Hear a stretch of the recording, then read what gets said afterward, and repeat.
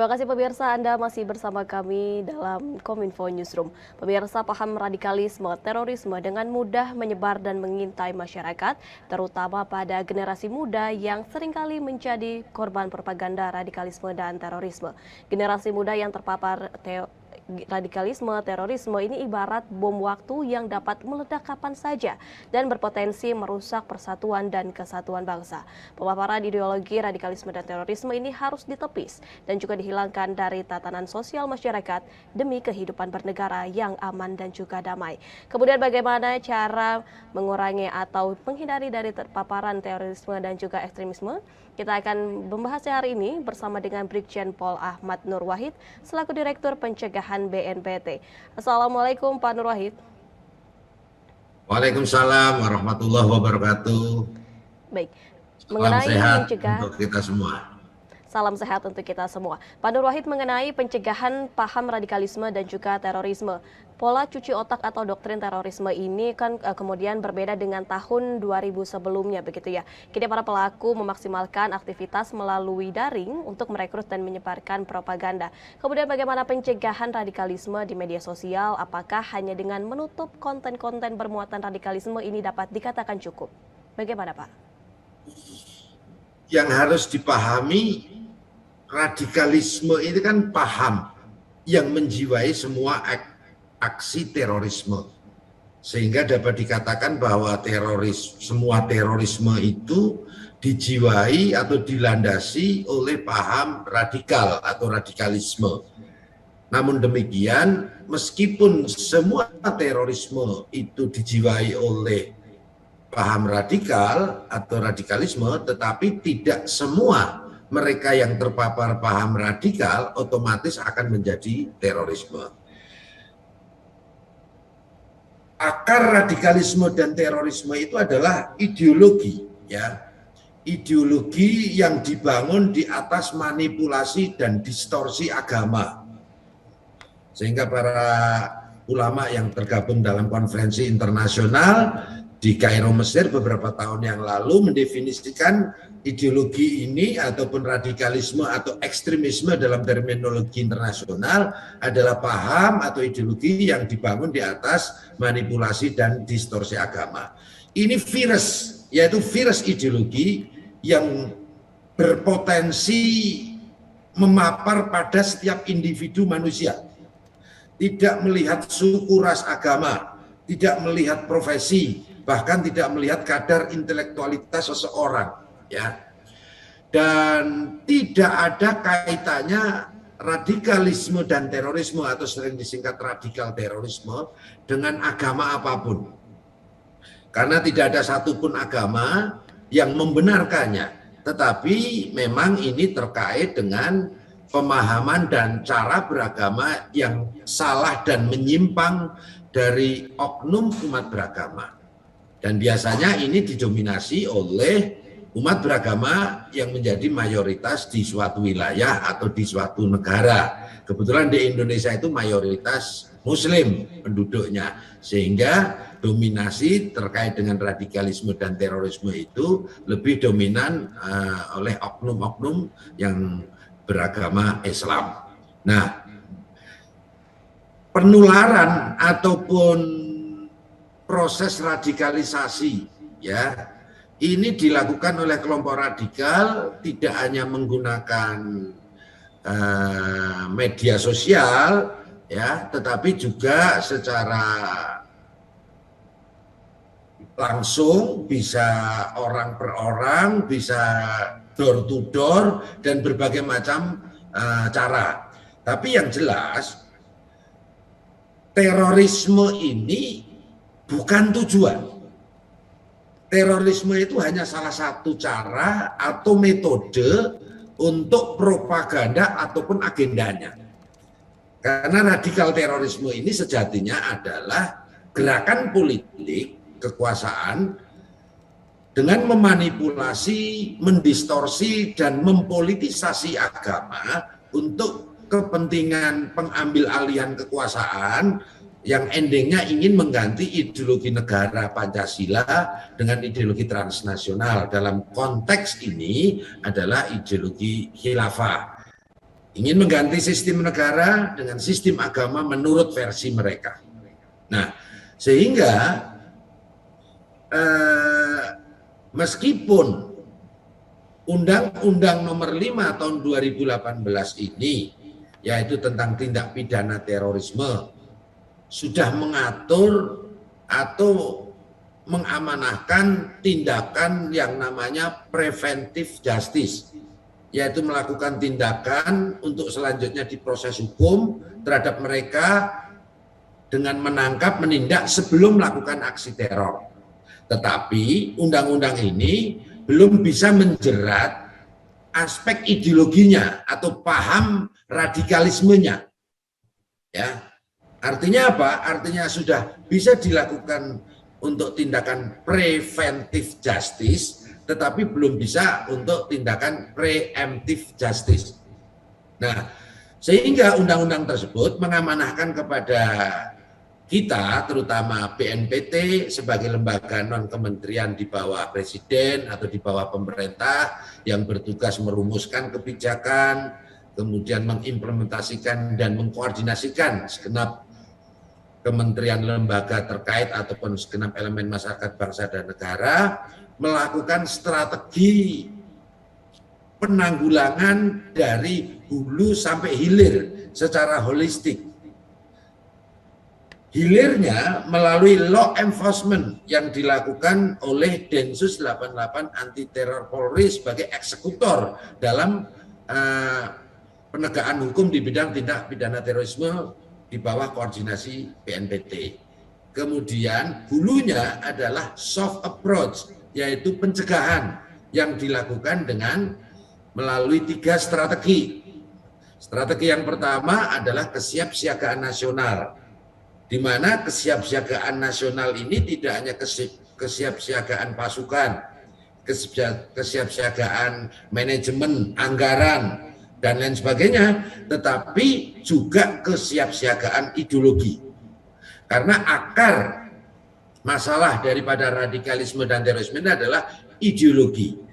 Maka berarti Pak, akar dari radikalisme ini merupakan ideologi yang merupakan tadi yang dibangun atas manipulasi dan juga distorsi agama, namun tidak mengenal begitu ya agama apapun itu, kemudian ini untuk mengambil alih suatu kepentingan, dan terorisme ini bukan tujuan dan melainkan ini hanya propaganda mengenai agenda tertentu. Kemudian Pak Nur Wahid, ini masih mengenai lahan penyebaran radikalisme selain melalui media sosial begitu Pak, perguruan tinggi ini juga disebut-sebut sebagai lahan subur dalam penyebaran paham radikalisme. Apa cikal bakal dari pemahaman radikalisme yang merebak di perguruan tinggi? Kemudian apa yang dilakukan oleh BNPT untuk menekan paham radikalisme di dalam area perguruan tinggi tersebut?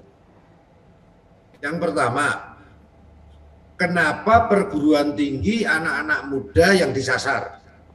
Pertama, karena generasi muda yang terdiri dari generasi Z antara umur 14 sampai 19 tahun dan generasi milenial antara umur 20 sampai 39 tahun ini menjadi sasaran utama kelompok radikal. Pertama, karena mereka masih muda, kontrol emosionalnya masih tumbuh dan berkembang, masih senang mencari tantangan, masih senang mencari hal-hal yang baru, ya. Kemudian mereka juga dipersiapkan karena memiliki long term atau masa yang panjang, ya, yang akan dipersiapkan jikalau agenda besar mereka nantinya untuk mengambil alih kekuasaan itu bisa terrealisasi. Nah, ini data memang juga menunjukkan hal tersebut. Kemudian apa yang dilakukan oleh BNPT? Kami menerapkan kebijakan yang namanya kebijakan pentahelik. Kebijakan pentahelik ini kebijakan dengan melibatkan multi pihak. Pihak yang pertama adalah pihak pemerintah, yaitu kementerian lembaga terkait maupun Pemda. Pihak yang kedua adalah pihak komunitas atau masyarakat, yaitu komunitas-komunitas yang ada di masyarakat. Bisa ormas keagamaan, ormas pemuda, kemudian komunitas seni dan budaya, dan semua komunitas yang ada di masyarakat. Kemudian yang ketiga, kita melibatkan sivitas akademika. Di sini ada sekolah, universitas, dan lain sebagainya. Dan kita melibatkan media, karena media itu sangat potensial untuk digunakan sebagai proses radikalisasi, tapi juga sangat potensial untuk kita lakukan kontraradikalisasi, baik itu kontra narasi, kontra propaganda maupun kontra ideologi. Kemudian kita juga melibatkan dunia usaha, baik yang tergabung di dalam dunia usaha swasta ataupun BUMN, terutama dalam hal bagaimana mencegah supaya dana-dana CSR perusahaan itu tidak salah didistribusikan ke kelompok-kelompok yang intoleran maupun radikal. Ya. Baik, tentunya BNPT ini tidak dapat berdiri sendiri untuk menekan paham radikalisme yang terjadi di antara generasi muda seperti itu ya Pak, dengan tadi cara kebijakan pentahelix atau melibatkan multi pihak seperti kementerian, lembaga, Pemda, komunitas hingga sivitas akademika. Kemudian termasuk termasuk kami kan punya duta damai di 15 provinsi, terdiri dari anak-anak muda pegiat media sosial. Dan kita juga punya mitra dengan FKPT di 34 provinsi.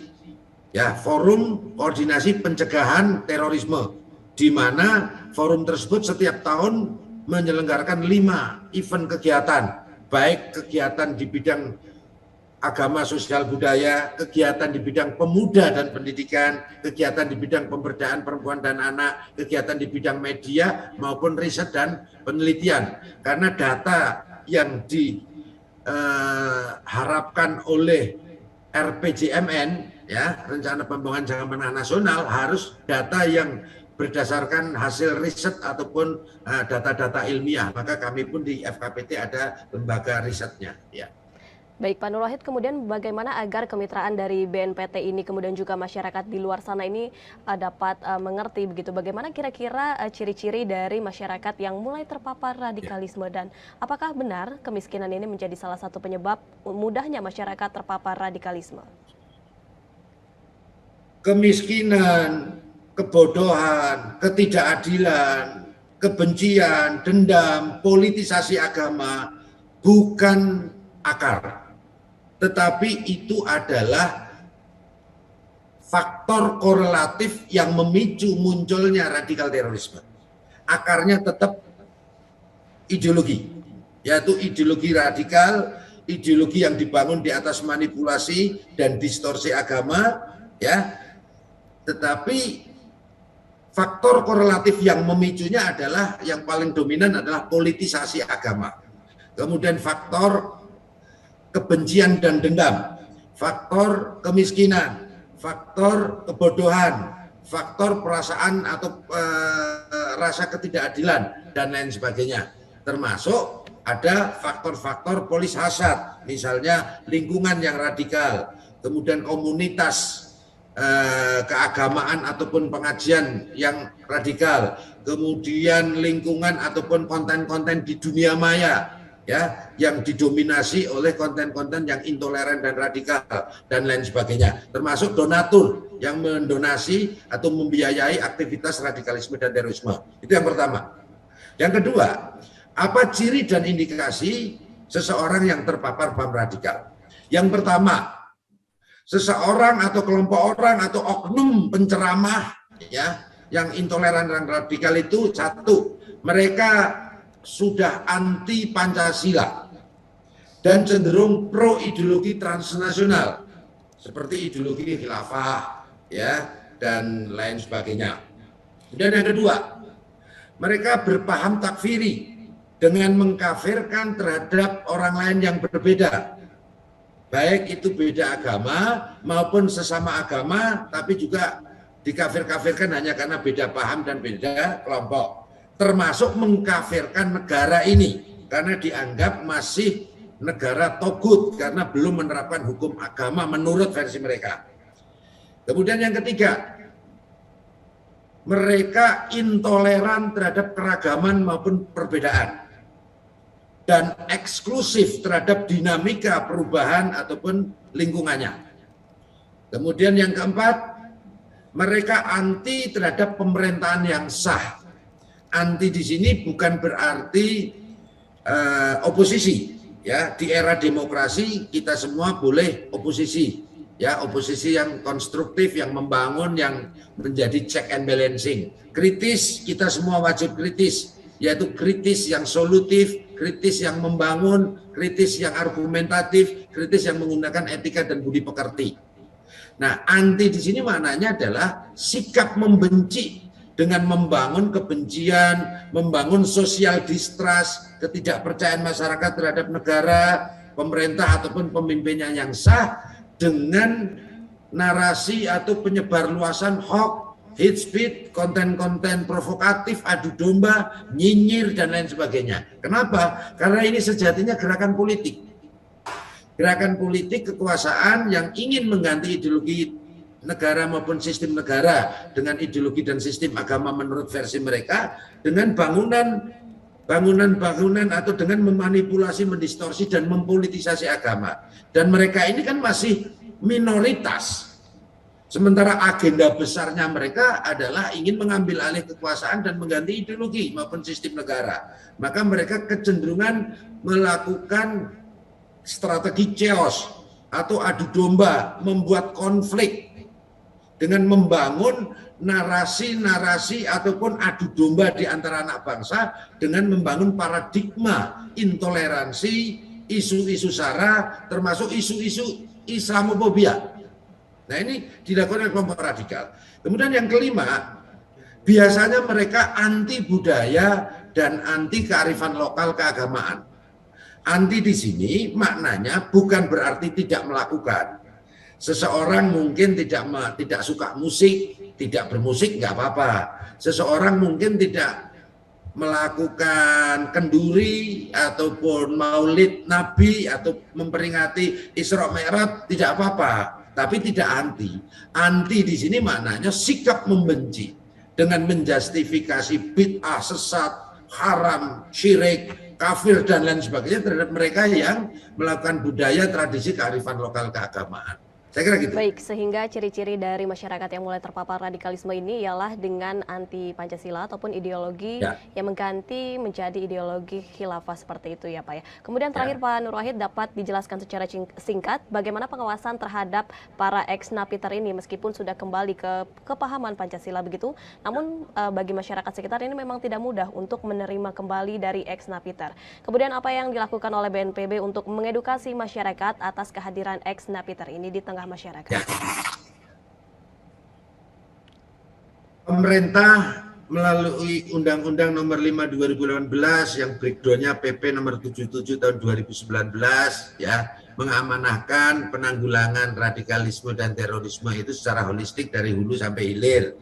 Hulunya adalah pencegahan, 3 strategi pencegahan yaitu kesiapsiagaan nasional, kontra radikalisasi yang berisi kontra narasi, kontra ideologi dan kontra propaganda, dan deradikalisasi.